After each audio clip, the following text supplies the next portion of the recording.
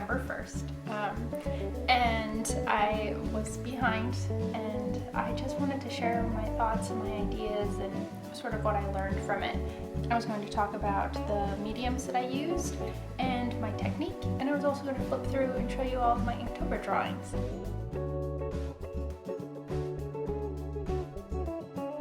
First things first, I just wanted to give you like tips and tricks and things that I learned from this experience. This is my third Inktober, and I think it's the second year that I followed hashtag Peachtober prompts, which is Furry Little Peach's hashtag. She is an artist here on YouTube. She's a professional illustrator and she writes children's books. Highly suggest her videos. You should check her out and also follow her Instagram. She has lots of really good information as far as being a professional artist. And then also this morning I watched a video from By Bun, who is another artist vlogger here on YouTube, and her video she made at the beginning of October, and it was really great, and I agreed with a lot of the stuff that she had to say, and a lot of her tips and tricks are very similar to what I would show you or what I have to tell you.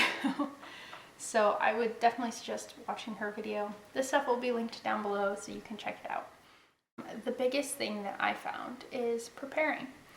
If you don't prepare for Inktober, if you don't plan or anything, that really, I really believe that that limits the potential for you to finish Inktober, just because the first week is always easy. The first week is always fine. You blow through those paintings, you paint every day, and it's really fun and exciting. But by the second week, by the end of the second week, you're usually burnt out and it's really hard to keep going. So if you don't have a schedule or a method for how you're creating these pieces, then you're going to struggle a lot. And the best way to combat that is to prepare beforehand. I like to prep and write down all of the prompts. I like to prep all of the pages that I will be sketching or drawing or painting on, and that really helps keep me focused and centered. And I also like to have some sort of theme or idea of how I want these pieces to be, and that usually comes from my medium. I like to keep it really simple and really small. So here's everything that I used for Inktober this year. Like I said, I kept it really simple. The biggest thing that I always use right now, I only have one type of ink, and that is Higgins ink in Indigo. I believe this is a dye-based drawing ink. I think it's just a standard ink. I don't know what I'm doing with this. I don't know how to use it, but I paint with it anyways, and I usually dilute it down with water and just kind of pretend like it's watercolor. I use this old Princeton brush in size 3 that has like no tip anymore, and I need to get a new one. The other things that I picked out this year was this Posca pen, which I'm really into Posca pens right now. So I decided to do one in this orange color that really complemented the blue indigo. And also just for texture and fun and just a little bit of color, I chose a colored pencil in a similar tone as this orange. I also followed up, I ended up like halfway through the month starting to use a white Posca pen just because it was needed and I wanted to use it. And then last but not least, I used my Muji pen, which this is my favorite black pen ever, and this is in size 0.38. That's all I used, and I got some pretty good results. They also taught me a lot, like just different things about lining and outlining, highlighting, use of texture, use of brush techniques, and marker paint techniques. So they were good. I liked it. Challenging though for me. And then the next thing that I also found that helped, which you should never be ashamed of doing this, is doing sketches beforehand.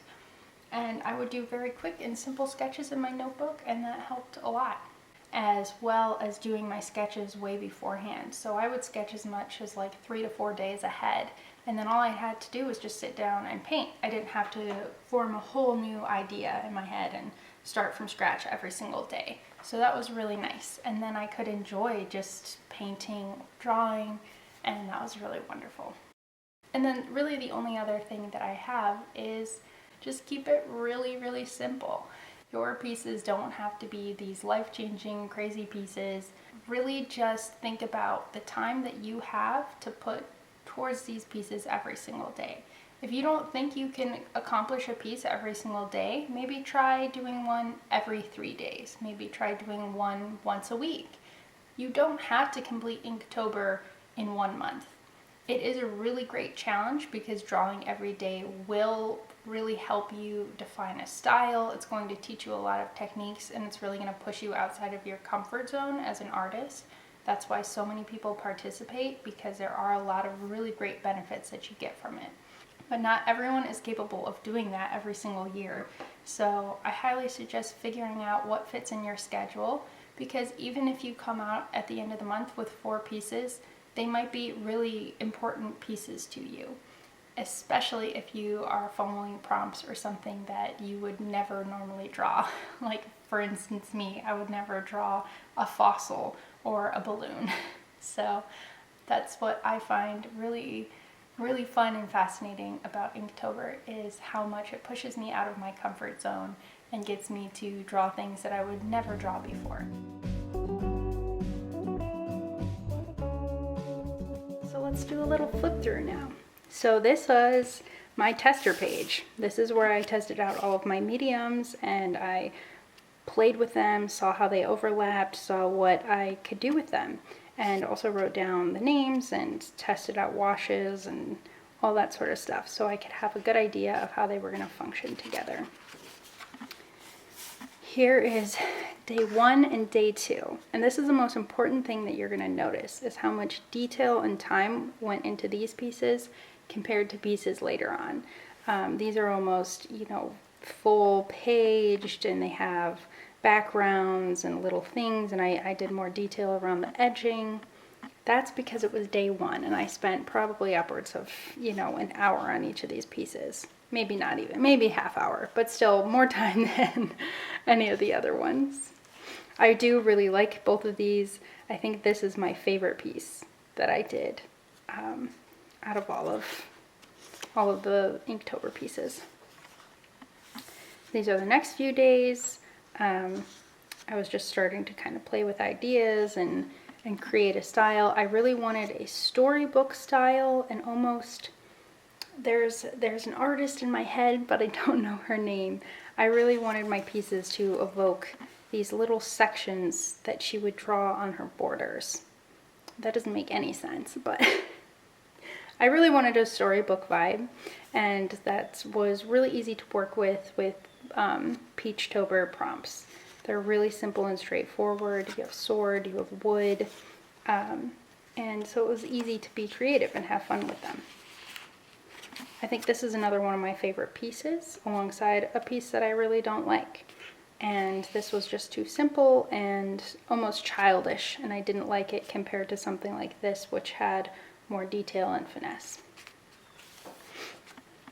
Here was some more of that storybook feel. This is supposed to be a portrait of my 2 cats. It doesn't look anything like them.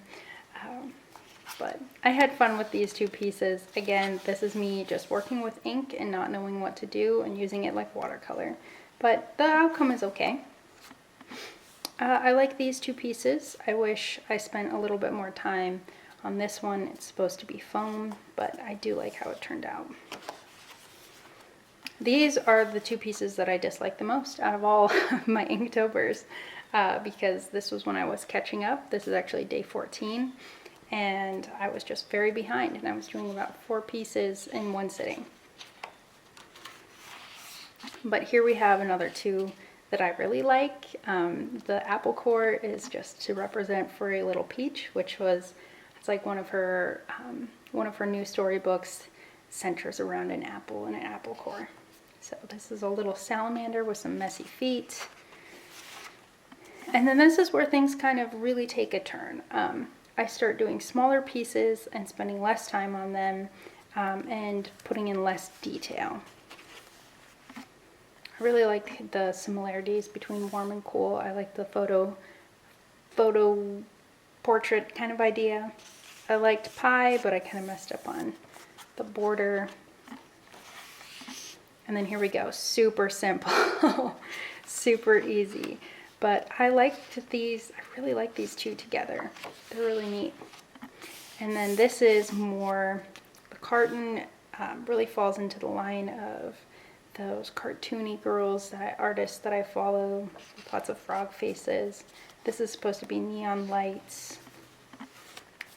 This one reminds me of Over the Garden Wall, so I absolutely love it. It was really easy to do, and it was fun to make. This one was kind of complicated, and I messed it up at first, but it worked out, and it looks okay. So I don't hate it. Don't like this one. Love this one.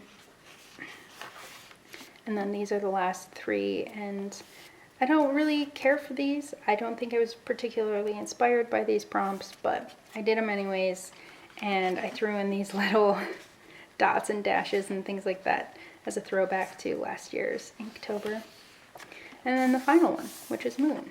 And again, didn't spend a lot of time on it and just got it done because that's what I needed to do. And that's it. That is my Inktober. So thank you so much for watching. I really appreciate you spending some time with me. I hope that you learned something new by flipping through Inktober with me and discussing all of these pieces and stuff like that. If you did any drawing in October, please let me know. If you have an Instagram or you want to share a hashtag or something that you followed, please comment and let me know. I'd love to check it out. It would be really cool to know what you experienced or did throughout the month of October. Again, thank you so much for watching. I will see you in the next video. Please like, comment, share, subscribe, all that jazz.